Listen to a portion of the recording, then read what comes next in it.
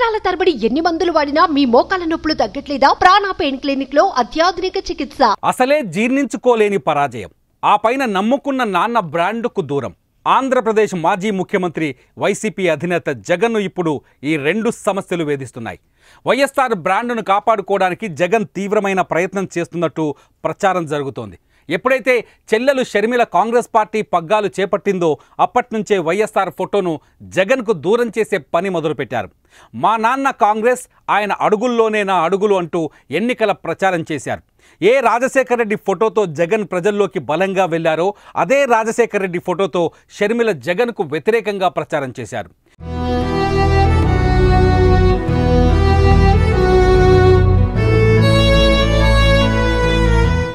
వైఎస్ఆర్కు నిజమైన వారసురాలిని నేనే అని ప్రజలకు చెప్పే ప్రయత్నం చేస్తున్నారు. వైఎస్ఆర్ జయంతి సందర్భంగా షర్మిల మరో స్ట్రాంగ్ స్టెప్ తీసుకున్నారు.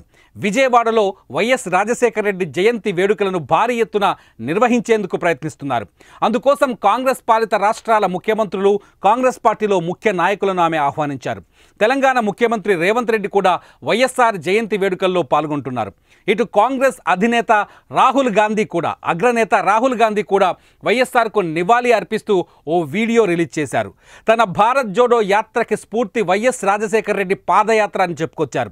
ఆయన బతికి ఉంటే ఏపీ ముఖ చిత్రం మరోలా ఉండేదని చెప్పుకొచ్చారు. వైఎస్ వారసత్వాన్ని షర్మిల సమర్థవంతంగా ముందుకు తీసుకువెళ్తోందని కొనియాడారు. ఇదంతా చూస్తుంటే వైఎస్ఆర్ ఫోటోను సొంతం చేసుకోవడానికి కాంగ్రెస్ పార్టీ తీవ్రంగా ప్రయత్నిస్తోందని అర్థమవుతోంది. ఇదే సమయంలో వైఎస్ఆర్ ఫోటోను జగన్కు దూరం చేయాలని కూడా ఆలోచిస్తున్నట్టు అర్థమవుతోంది. ఇటు జగన్ కూడా ఏపీలో అధికారంలోకి వచ్చిన తర్వాత క్రమంగా వైఎస్ఆర్ బ్రాండ్కి ప్రాధాన్యత తగ్గిస్తూ వచ్చారు. ప్రభుత్వ పథకాలకు క్రమంగా జగన్ పేర్లు పెడుతూ వచ్చారు. ఈ గ్యాప్లోనే షర్మిల ఎంట్రీ ఇవ్వటం, వైఎస్ఆర్ ఎప్పటికీ కాంగ్రెస్ మనిషి అని చెప్పటం, వైఎస్ఆర్ జయంతి వేడుకలను కూడా ఘనంగా నిర్వహించడంతో క్రమంగా జగన్కి ఇది మైనస్గా మారినట్టు చెబుతున్నారు రాజకీయ విశ్లేషకులు.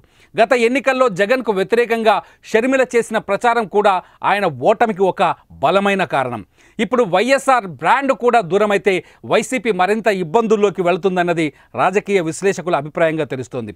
ఇదిలా ఉంటే షర్మిలతో సయోధ్యకు జగన్ తీవ్రంగా ప్రయత్నిస్తున్నప్పటికీ అది వర్కౌట్ కావట్లేదని తెలుస్తోంది.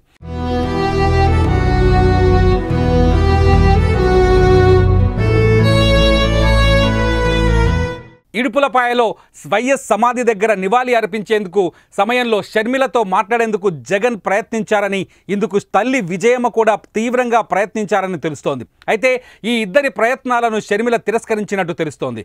షర్మిల జగన్తో భేటీ అవ్వటానికి ఇష్టపడటం లేదని తెలుస్తోంది. ఈ పరిణామాలన్నీ చూస్తుంటే జగన్కు వైఎస్ఆర్ బ్రాండ్తో పాటు షర్మిల కూడా ఒక మరింత దూరమవుతోందని రాజకీయ వర్గాల్లో చర్చ జరుగుతోంది. చూడాలి మరి జగన్ తరువాతి అడుగు ఎలా ఉండబోతుందో మరి.